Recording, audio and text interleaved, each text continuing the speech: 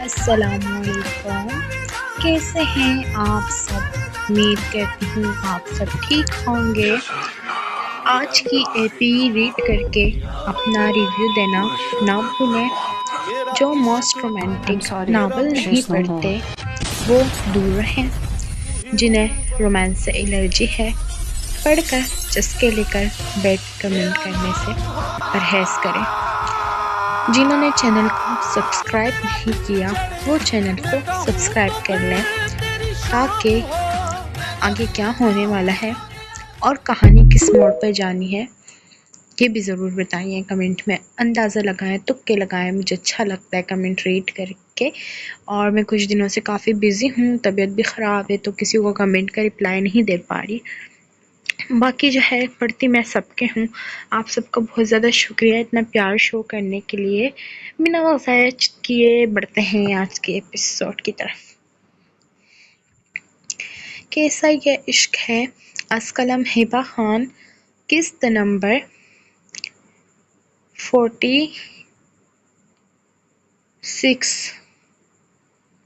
السلام علیکم سر، وہ عورت کی طبیعت بہت زیادہ خراب ہے، خون کی الٹیاں کر رہی ہیں، پورا جسم دھبوں سے بھر چکا ہے، ہمیں ارجنٹلی انہیں ICU میں لے جانا پڑا۔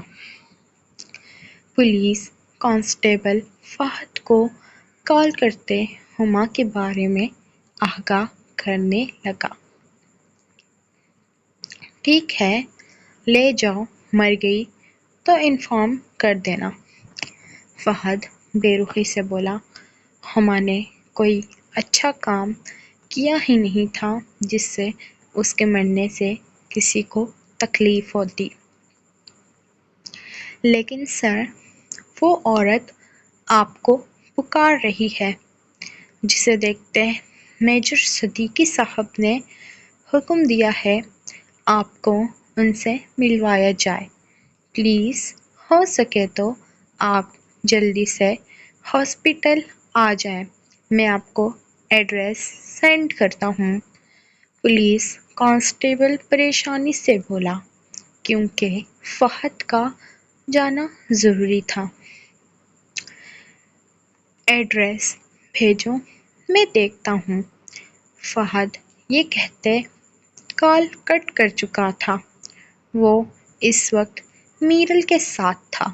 سب سے زیادہ ضرورت اس وقت میرل کو تھی، جو کل رات سے انجیکشن لگنے کی وجہ سے غنودگی میں تھی، اور آریان جو صبح اذانوں کے ٹائم اٹھ چکا تھا، رو رو کر خود کو ہلکان کر چکا تھا، اور فہد اسے سنبھالنے میں مگر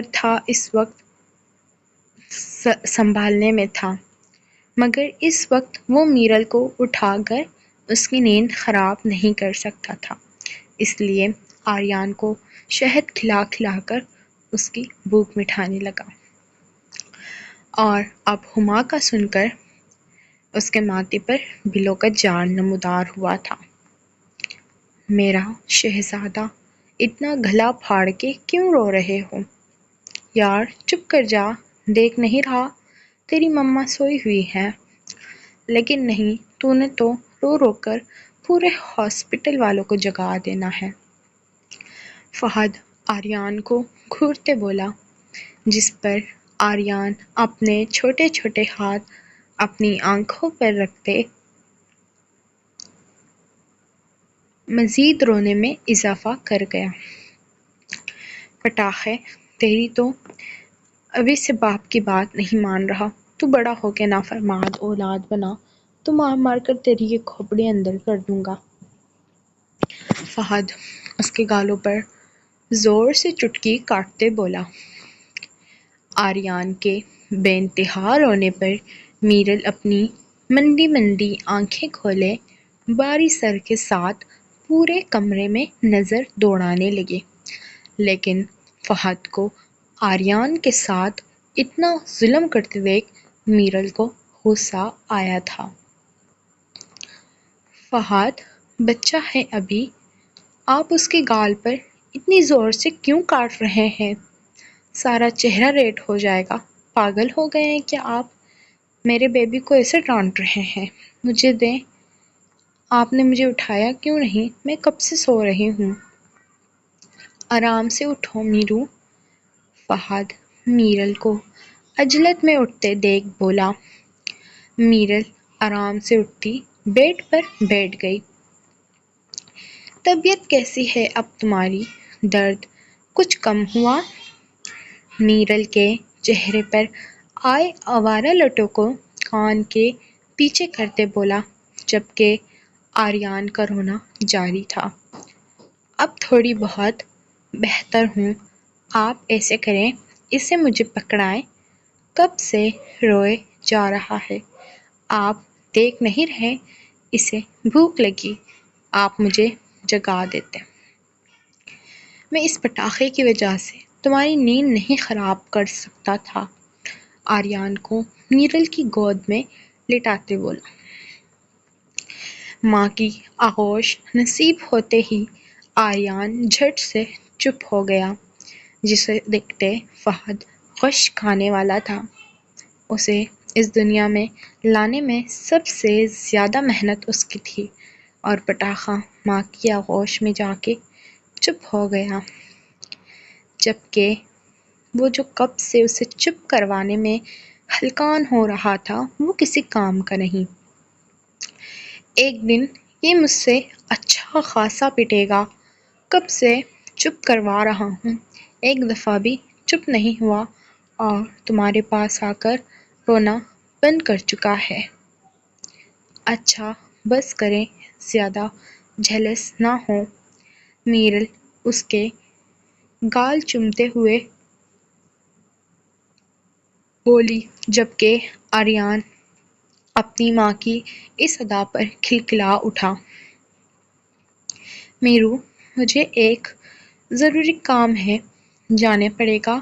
میں ڈاکٹر سے بات کرتا ہوں۔ اگر تمہاری طبیعت بہتر ہو پھر تمہیں ڈسچارج کر دیں۔ اگر تمہاری طبیعت بہتر نہیں ہے تو پھر میں یمان کو بلا لیتا ہوں تمہارے ساتھ ہاسپٹل میں رہنے کے لیے۔ مجھے کسی ضروری کام سے جانا ہے۔ اگر ارجنٹ نہ ہوتا میں کبھی تمہیں چھوڑ کے نہیں جاتا۔ فہد اس کے ماتھے پر اپنے سلگتے لب رکھے بولا۔ کوئی بات نہیں فہد، آپ چلے جائیں اور بھیا کو ڈسٹرب نہ کریں۔ میں یہاں پر مینیج کر لوں گی۔ ویسے بھی آپ تھوڑی دیر تک آ جائیں گے۔ ٹھیک ہے، اپنا خیال رکھنا۔ میں 2 گھنٹوں میں واپس آ جاؤں گا۔ ریش ڈرائیونگ کرتے فہد کی سوچوں کا مرکز فقط اپنی بچھڑی ہوئی بہن اور اپنی ماں تھی، جن کے ملنے کی امید 5% اب بھی اس کے دل میں تھی۔ اس کے سینے میں دھڑکتا دل اسے کہہ رہا تھا، کبھی نہ کبھی تو تمہیں مل ہی جائیں گی۔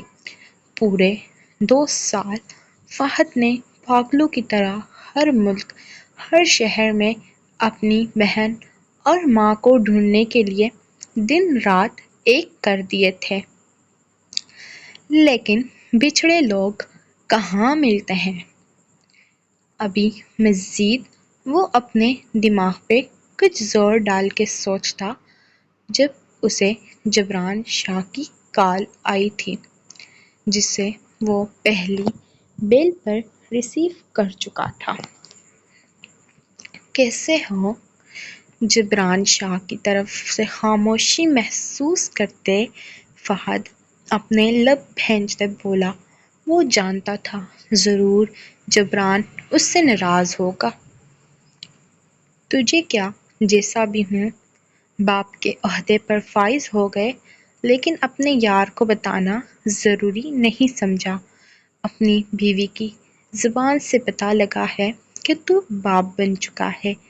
جبران شاہ نے روٹے پن سے بولا۔ ارے یار، کیا عورتوں کی طرح شکوہ کر رہا ہے؟ قسم سے میرو کی طبیعت خراب تھی، بتانے کا موقع ہی نہیں ملا۔ اور تو اسلام آباد بھی تو گیا ہے، اس لیے میں نے ڈسٹرب کرنا مناسب نہیں سمجھا۔ جبران نے روکے انداز میں ہنکارا بھرا۔ فہد نے گہری سانس فضا کے سپرد کی۔ بیوی مان جانا، جب دوسری دفعہ باپ کے عہدے پر فائز ہوں گا سب سے پہلے تجھے ہی بتاؤں گا۔ جبران میں باپ بن گیا، فہد کہکا لگاتے بولا۔ اپنی شکل گم کر مجھے جتنا تجھ پہ غصہ ہے نا تو اندازہ نہیں لگا سکتا۔ اور یمان شاہ بے غیرت کمینہ بیوی کو لے کر اپنے اپارٹمنٹ گیا ہے، میری بیوی کو گھر پر اکیلا چھوڑ کر۔ مجھے آنے دو ذرا کراچی، تم دونوں کی میں اچھی خاصی کلاس نہ لی تو میرا نام جبران سے بدل کر جبران شاہ ہی رکھ لینا۔ لہجے میں ڈھیر ساری ناراضگی ظاہر کرتے جبران شاہ شکوہ کر رہا تھا۔ اچھا، مجھے تو بتایا بھی نہیں۔ مان نے وہ اپنی بیوی کو لے کے اپارٹمنٹ گیا ہے، وہ تجھے کیسے بتاتا؟ اسے فرصت ہو تو بتاتا۔ اس کی ٹوئی میں تو خارج ہے، پورے 3 سال سے ہمیں دیکھ دیکھ کر ترستا رہتا تھا۔ اب ظاہر سی بات ہے بیوی بڑی ہو گئی، اپنے اندر رینگتے ہوئے کیڑوں کو تو مارے گا۔ جبران شاہ چل بن کر کہتا فہد کو کہکا لگانے پہ مجبور کر گیا۔ اچھا یار، ریلیکس ہو جا۔ یہ بتا وہاں سب ٹھیک ہے؟ کیس کا کیا بنا؟ سب ٹھیک ہے، بس تجھ سے ایک کام تھا۔ کیا کام؟ اپنی گاڑی ہاسپٹل کے سامنے روکتے فہد احتجاج سے پوچھنے لگا۔ یار، وہ مسز ریحام خان کی وائف پریشا سے ملنا چاہتی ہے، بہت ریکویسٹ کر رہا تھا پریشا کو اسلام آباد لانے کی۔ اگر ممکن ہے تو پریشا کو لے کر اسلام آباد پہنچ، پھر رات کی فلائٹ سے واپس آ جائیں گے۔ لیکن یار، میں ابھی ہاسپٹل آیا ہوں، پولیس اسٹیشن سے کال آئی تھی، وہ عورت ICU میں ہے، مجھے بلا رہی ہے۔ میجر صدیقی صاحب کا حکم ہے کہ میرا جانا ضروری ہے۔ میں وہاں سے فارغ ہو کر کوشش کرتا ہوں پریشا کو لانے کی۔ تم ہم دونوں کے ٹکٹ بک کروا دو۔ میں مان کو کہتا ہوں میرل کے ساتھ رک جائے ہاسپٹل۔ ٹھیک ہے، جلدی ہاسپٹل کا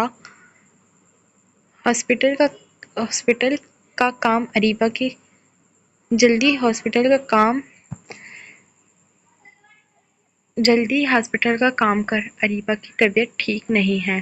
میں ٹکٹ بک کرواتا ہوں فلائٹ کی، اور ماہم کو بھی پریشا کو تیار کرنے کا کہتا ہوں۔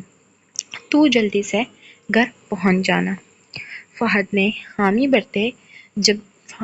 بھرتے جبران شاہ کال کاٹ چکا تھا۔ ریحام خان کی پوری رات آنکھوں میں کٹی تھی۔ پوری رات وہ اریبہ کے سرہانے بیٹھا اس کی پٹیاں کر رہا تھا تاکہ اس کا بخار اتر جائے، لیکن بخار تھا جو اترنے کا نام نہیں لے رہا تھا۔ نہ ہی اریبہ نے کل سے کچھ کھایا تھا۔ وہ ایک ہی پوزیشن میں لیٹی پریشا کو پکار رہی تھی۔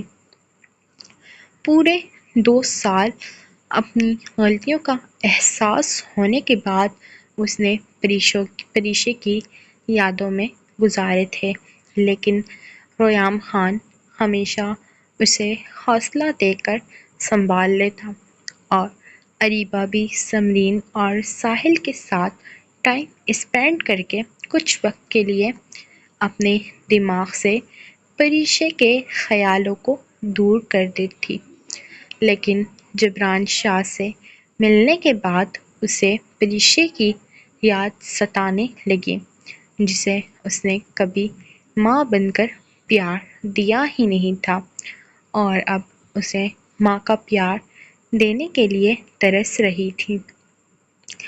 پریشے کی یادیں اریبہ کی ذہن میں ایک سایے کی طرح چھائی رہتی تھی۔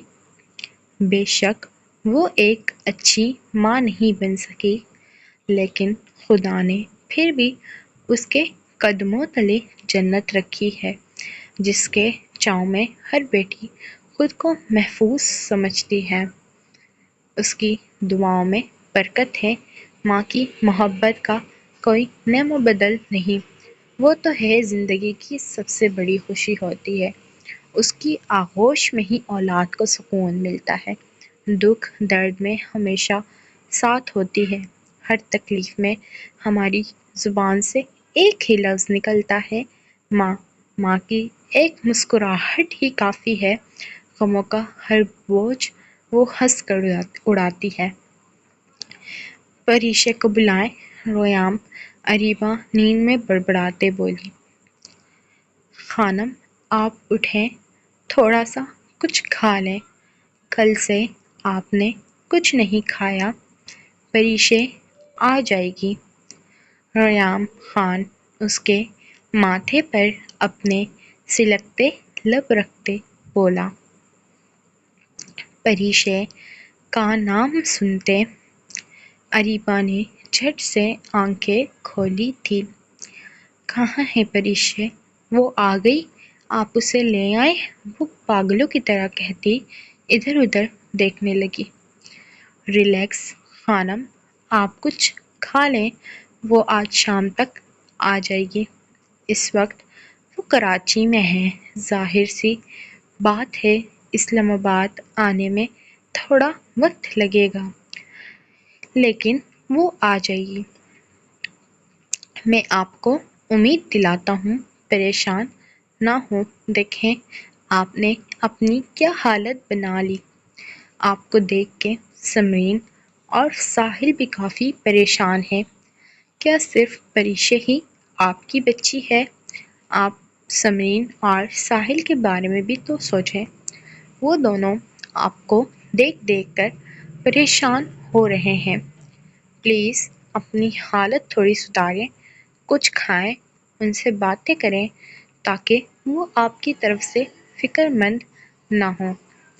رویام خان محبت سے اس کے بال سہلاتے بولا۔ اریبہ حامی بھرتی رویام خان کے سینے سے لگتی بے تحاشا رونے لگی، اور رویام خان اسے بہلانے کے لیے محبت پاش گفتگو کرنے لگا۔ رویام خان کے لیے کافی مشکل تھا اپنی زندگی میں آگے بڑھنا، لیکن اریبہ کو دیکھتے اس کے دل کی دھڑکنیں منتشر ہو گئی تھی، اور اپنے رب کو حاضر و ناظر رکھ کر اس نے اریبہ کو پورے دل کے ساتھ قبول کیا تھا۔ اس کے لیے لڑکیوں کی کمی نہیں تھی، لیکن نہ جانے کیوں اسے جب عریشہ کی ڈیتھ ہوئی تھی تب رویام خان 25 سال کا ایک نوجوان مرد تھا، جس کے لیے خوبصورت لڑکیاں ملنا عام سی بات تھی، لیکن وہ کبھی اپنی خانم کو بلا ہی نہیں پایا تھا۔ لیکن نہ جانے کیوں، لیکن اریبہ اسے پہلی نظر کو بھا گئی تھی، اور نکاح کا بندھن ہی کچھ ایسا ہوتا ہے، نکاح کے بعد محبت کا دل میں پیدا ہونا ایک قدرتی اور خوبصورت عمل ہے۔ جب دو لوگ ایک دوسرے کے ساتھ بندھن میں بندھتے ہیں تو ان کے درمیان ایک خاص تعلق اور باہمی احترام پیدا ہوتا ہے۔ اس تعلق کی بنیاد محبت، اعتماد اور سمجھ بوجھ پر ہوتی ہے۔ شاہ جی آپ اتنی جلدی اٹھ گئے؟ صبح کے تقریباً 10 بج رہے تھے جب رانیہ کی کروٹ بدلتے ہوئے آنکھ کھلی تو یمان شاہ کو جاگتے دیکھ کر استغفار کرنے لگی۔ شاہ جی کی پرنسس، میں سویا ہی نہیں ہوں، اور ویسے بھی اتنے خوبصورت رات کے بعد صبح ہوئی ہے تو سونے کا تو سوال ہی پیدا نہیں ہوتا۔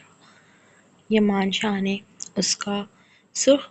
اس کے سرخ چہرے کو دیکھتے ہوئے اس کے ناک کے ساتھ اپنی ناک کو مس کرتے ہوئے جواب دیا تھا۔ اب کی بار رانیہ کی پوری آنکھیں کھلی تھیں اور وہ نیند سے بیدار ہو کر یمان شاہ کو گھور رہی تھی، جو بس کچھ ہی منٹوں میں اس کی نیند اڑا دیتا تھا۔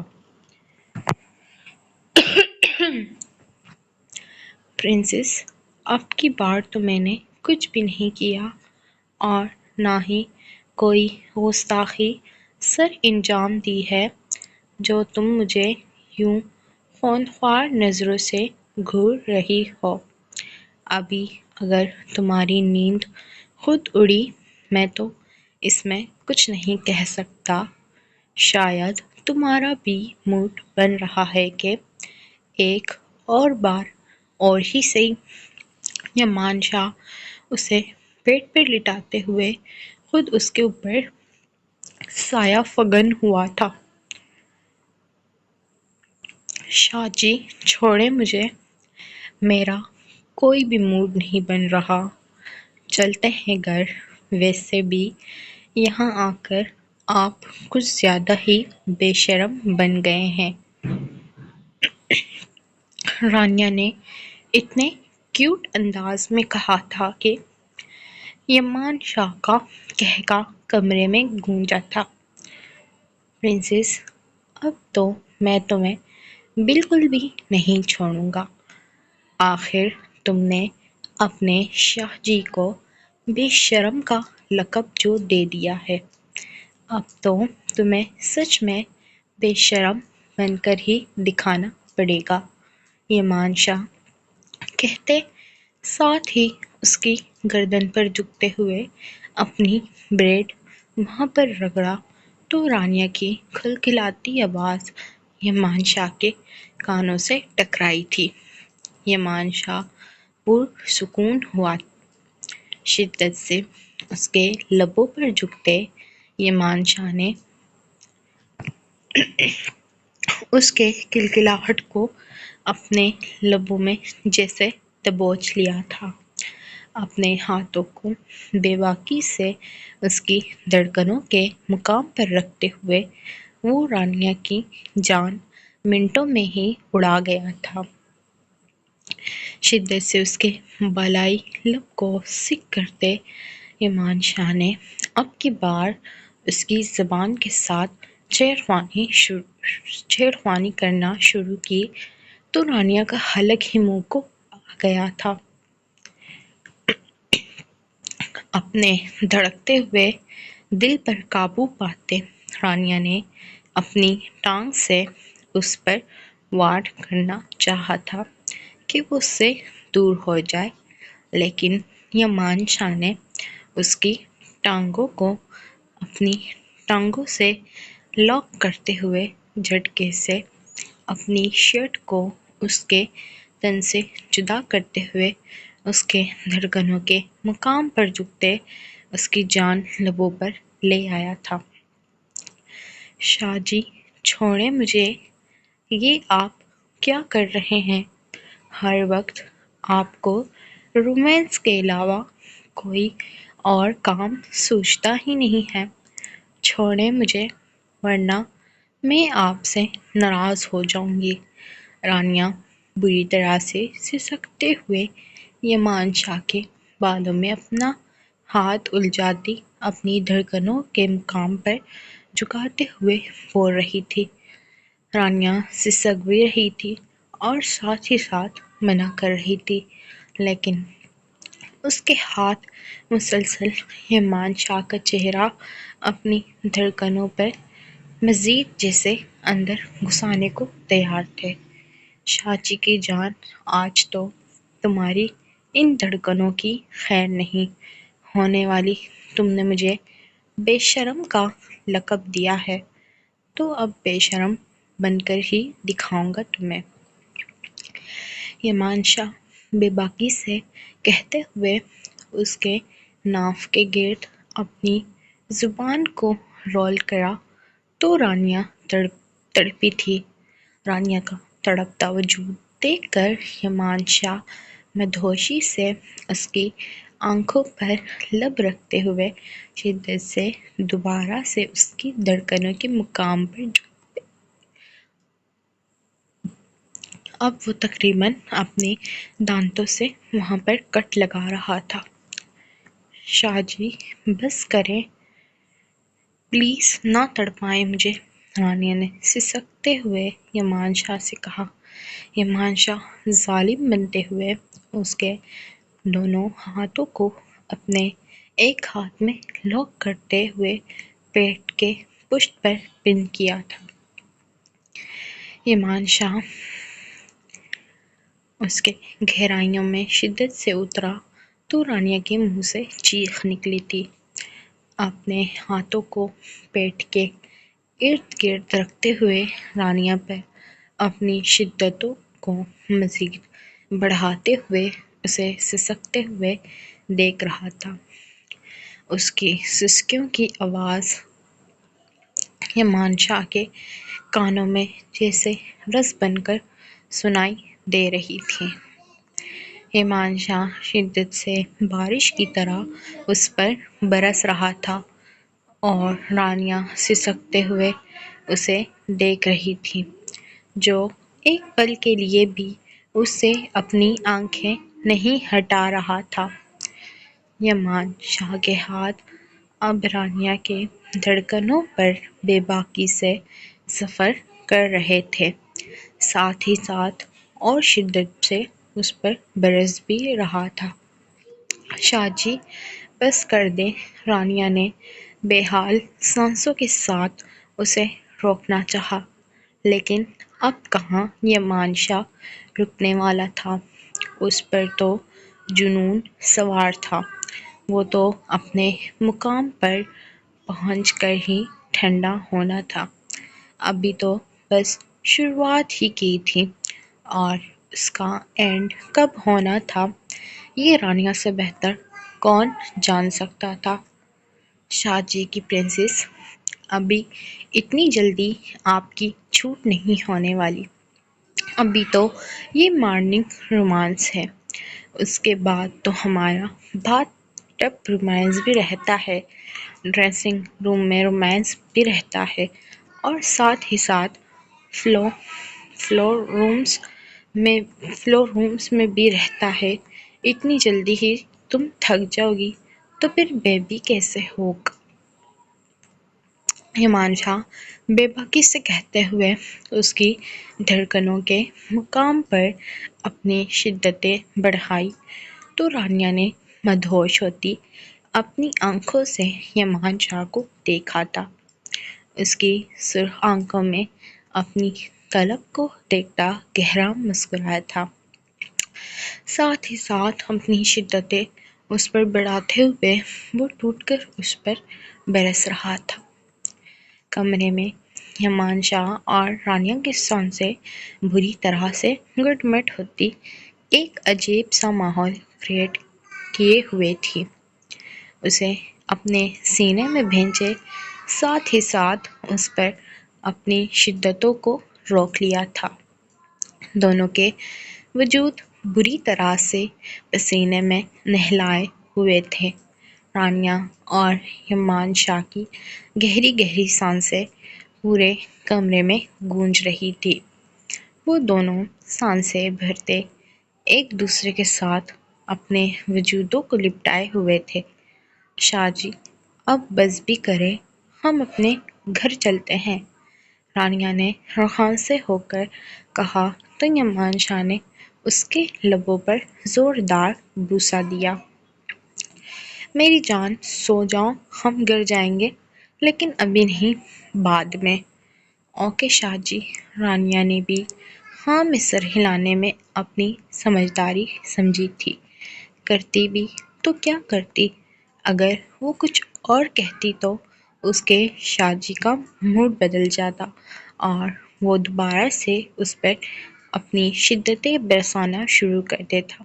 اس لیے اس نے سونے میں ہی بہتری جانی اور آنکھیں بند کرتے ہوئے وہ یمان شاہ کے شرٹ لیس سینے میں اپنا چہرہ گھسا گئی تھی۔ جاری ہے۔ امید کرتی ہوں آج کی ایپیسوڈ پسند آئی ہوگی۔ پسند آئی ہے تو ایک لائک اور کمنٹ کر کے اپنے پیار کا اظہار کرنا نہ بھولیں۔ جنہوں نے چینل کو سبسکرائب نہیں کیا وہ چینل کو سبسکرائب کر لیں۔ ملتے ہیں نیکسٹ ایپیسوڈ میں۔ اللہ حافظ۔